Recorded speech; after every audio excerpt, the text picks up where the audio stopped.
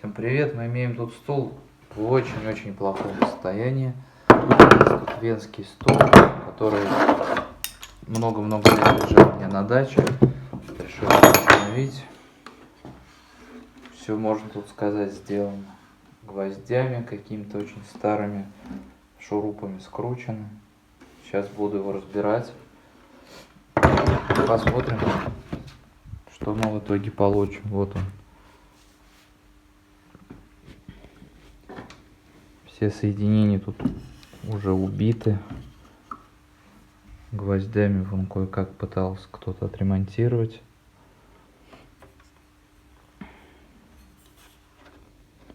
Неизвестного происхождения стул. Явно не пражский. Какой-то, наверное, советский. С такой странной спинкой. Но по виду очень старый, как будто годов, наверное, 40-х, 50-х.